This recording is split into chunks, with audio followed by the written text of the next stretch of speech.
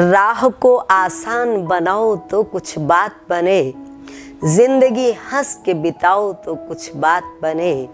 राह में फूल भी हैं, कांटे भी, कलियां भी, गले सबको लगाओ तो कुछ बात बने। मैंने सबसे पहले एक कविता आप लोगों के सामने रखी थी, वापस लौट रही हूं, तो बहुत से भक्तजनों के सवाल आए थे।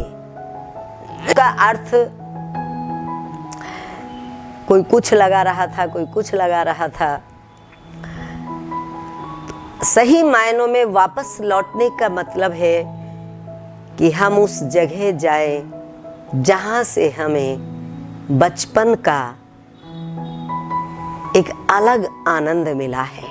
तो आज आप सबको यह स्पष्ट हो गया होगा कि वापस लौटने का अर्थ क्या है। मेरा वापस लौटने का अर्थ है जीवन के उन अनमोल पलों को याद करना, उन आनंददायी सुनहरे क्षणों को जो संजोए रखे हैं हमारी स्मृति में, उनको पुनः दोहराना और स्वयं को एक बालपन में महसूस करना, ये वापस लौटने का मतलब है। हम जब बच्चे थे तब उस बच्चे होने का आनंद नहीं ले पाए थे, बड़ा होना चाह रहे थे। बड़े हो गए तो पता चला बड़े होने पे इतनी समस्याओं से घिर गए हैं हम कि विला वजह चारों तरफ हमने एक घेरा बना लिया है समस्याओं का।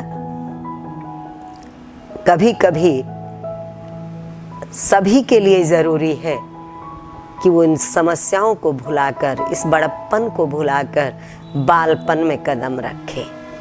तो अभी चल रही है यही श्रृंखला मेरी, बालपन के उन बेमोल क्षणों को याद कर करके प्रफुल्लित हो रही हूं, और जिनका जीवन में विशेष महत्व रहा है उनको नमन कर रही हूं, उनको अपनी भावनाओं को कविता के माध्यम से अर्पित कर रही हूं।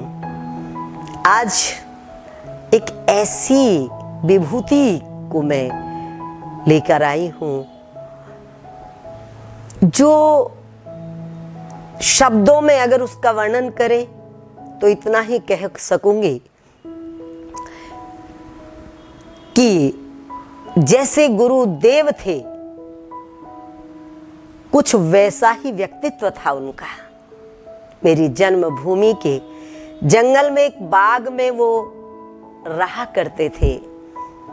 पास के ही एक गांव में उनका जन्म हुआ था, ब्राह्मण परिवार में, और अचानक ही एक खास आयु में आकर उन्होंने सब त्याग दिया था, सर्वस्व त्याग दिया था। एक कोपीन में रहना, गर्मी हो सर्दी हो, अन्न नहीं खाते थे। अन्न क्या, उनके खाने पीने का ढंग ही बिल्कुल अलग था, उनका रहने का बिल्कुल ढंग अलग था।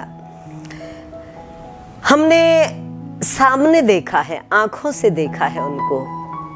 हम जाया करते थे बाग में, झोपड़ी में उनका धूना लगा होता था। अगर कोई उनके सामने कुछ चढ़ाता तो उठा के कहते वहीं लगा दो। झोपड़ी में 10-10 रुपए, 20-20 रुपए जो भी चढ़ाए होते थे उनकी झोपड़ी में इधर उधर लगे होते थे। उनका मन होता था बैठ के बात कर लेते थे, नहीं चादर ओढ़ के लेट जाया करते थे। रात्रि में जागते थे, दिन में सोने का एक प्रकार से वो नाटक करते थे, क्योंकि वो बहुत ज्यादा बात करना पसंद नहीं करते थे।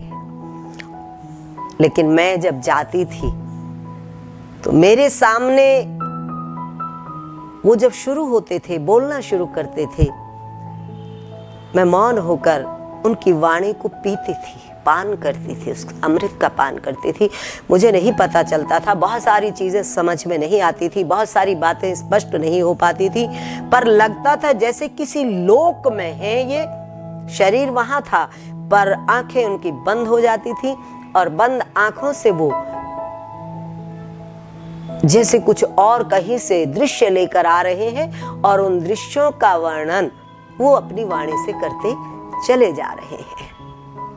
अनेक बार जब वो ऐसा कहते थे कि ब्रह्मानंद आया था, उससे मेरी बात हुई थी, बहुत सी चीजें बताया करते थे कि क्या क्या बातचीत हुई।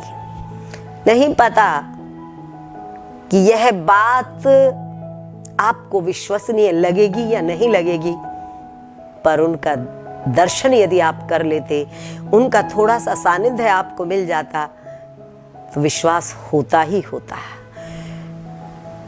वो सिद्ध पुरुष अद्भुत थे। ऐसे अद्भुत पुरुष के सानिध्य में जीवन के बहुत घंटे बिताए हैं मैंने। वहीं से मुझे बल मिला, वहीं से प्रेरित होकर मैंने भी अन्न छोड़ दिया था। उन दिनों में ग्रेजुएशन कर रही थी और पढ़ाई की भी पूरी मार थी, लेकिन उनका सानिध्य होने के कारण त्याग वृत्ति बढ़ती जा रही थी। अन्न छोड़ दिया और अन्न छोड़े छोड़े ही ग्रेजुएशन की, पोस्ट ग्रेजुएशन की, बीएड की और अन्न छोड़े छोड़े ही गुरु दरबार में आ गई। दिसंबर 85 में, 86 में यहाँ पर रहकर काफी समय बीता मेरा। 2-3 साल यहाँ भी मैंने अन्न नहीं खाया। 2-3 साल बाद फिर अन्न खाना शुरू किया। तो इस प्रकार से वो, हम उनको बाबा कहते थे, बाग वाले बाबा कह के पुकारते थे। बड़ा मान सम्मान था उनका। धरती पे ही बैठते थे, धरती पे ही लेटते थे। कहीं किसी के घर में भी आ जाते तो उनके आने पर एक अलग प्रकार की बहार आ जाती थी। आंखों के सामने वो सारा दृश्य छा गया है और वो अनुभूतियां भी छा गई हैं कि बाबा का होना क्या प्रतीति देता था, क्या अनुभूति देता था। उन अनुभूतियों को जब मैं मौन में थी, तो मौन के बाद में जब मौन खुला तो मैंने लिखना शुरू किया। वो मौन की झनकार जो आप देख रहे हैं, उस मौन की झनकार एक पुस्तक का नाम है जिसमें ये कविताएं संग्रहित कर दी गई हैं। वही कविताएं आपके सामने आ रही हैं, मेरे जीवन की साक्षी बनकर, मेरे जीवन का हिस्सा बनकर। मैं उनमें बहुत आलोड़ित होती हूँ और मुझे विश्वास है कि यदि आप साधक हैं, यदि आप आध्यात्मिक हैं, तो आप इस प्रतीति से वंचित नहीं रहेंगे। आप भी प्रफुल्लित होंगे, आनंदित होंगे।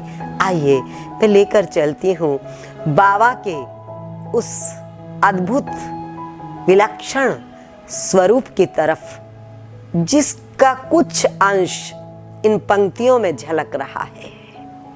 ओम तत्सत। पूर्ण वीत रागी थे बाग वाले बाबा, शिव अनुरागी थे बाग वाले बाबा। मिट्टी के आंचल में लोटपोट होते थे, रात्रि में ध्यान करते, दिवस में सोते थे। दुखियों के दुख देख बहुत दुखी होते थे, श्वास के धागे में नाम मोती पिरोते थे। पूर्ण वीत रागी थे बाग वाले बाबा, शिव अनुरागी थे बाग वाले बाबा। न नीचे तलाई थी, न ऊपर रजाई थी, नंगा बदन था, हवा पुरवाई थी।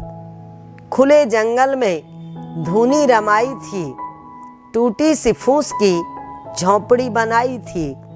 पूर्ण वीतरागी थे बाग वाले बाबा, शिव अनुरागी थे बाग वाले बाबा।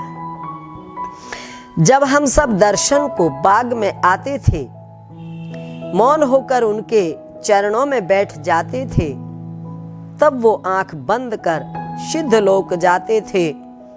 धीरे धीरे वाणी से अमृत बरसाते थे। पूर्ण वीतरागी थे बाग वाले बाबा, शिव अनुरागी थे बाग वाले बाबा। अनेक बार बाबा एक किस्सा दोहराते थे। 1000 वर्ष की आयु के एक संत बतलाते थे, जो गुफाओं में रहते थे, कंदमूल खाते थे। वो जमीन से छूती पलकें हवा में लहराते थे।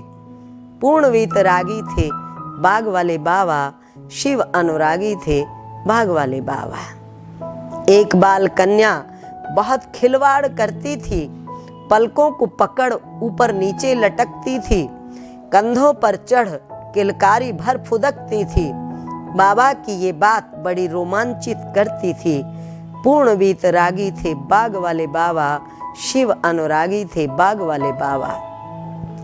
पूर्ण सिद्ध पुरुषों की गाथा सुनाते थे, पारलौक दुनिया की सैर कराते थे। भभूति ही खाते थे, भभूति ही रमाते थे।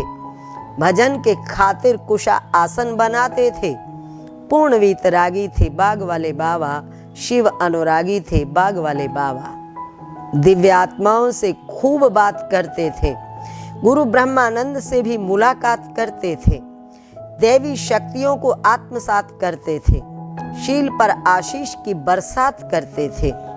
पूर्ण वीतरागी थे बाग वाले बाबा, शिव अनुरागी थे बाग वाले बाबा।